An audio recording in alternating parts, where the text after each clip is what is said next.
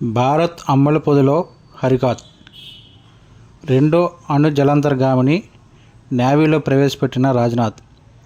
భారత్ అమ్మల పొదిలో మరో అణు జలాంతర్గామి హరికాత్ చేరింది. హరికాత్ క్లాసులో రెండోదైన ఈ అణు జలాంతర్గామి ఐఎన్ఎస్ హరికాత్ను విశాఖ నేవల్ డాక్యార్డ్లో గురువారం జరిగిన కార్యక్రమంలో రక్షణ మంత్రి రాజ్నాథ్ సింగ్ నేవీలో ప్రవేశపెట్టారు. ఈ సందర్భంగా మంత్రి మాట్లాడుతూ, మన త్రివిధ దళాల అణుశక్తిని సమాపార్దించుకునేందుకు గాను మరింత బలోపేతమయ్యాయని తెలిపారు. అణుత్రయాన్ని బలోపేతం చేసుకుంటూ వ్యూహాత్మక సమతుల్యత, శాంతియుత వాతావరణాన్ని నెలకొల్పడంలో భారత్ కీలకంగా మారబోతుందన్నారు.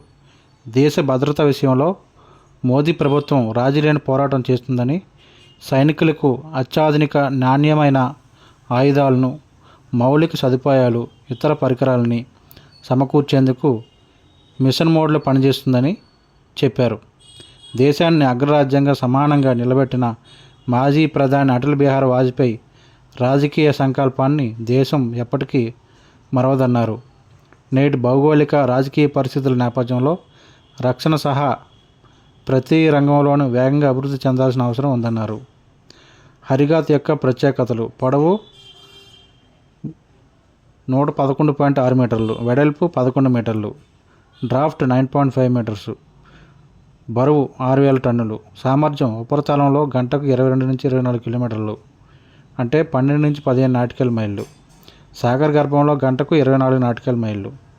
నిర్మాణం విశాఖలోని నేవీ షిప్ బిల్డింగ్లో జరిగింది. సెన్సార్ సిస్టమ్స్ ఇతర ప్రత్యేకతలు: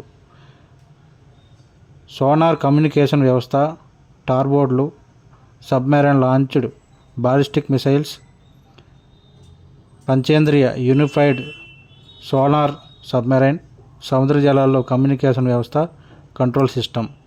మిసైల్ రేంజ్ 750 కిలోమీటర్లు.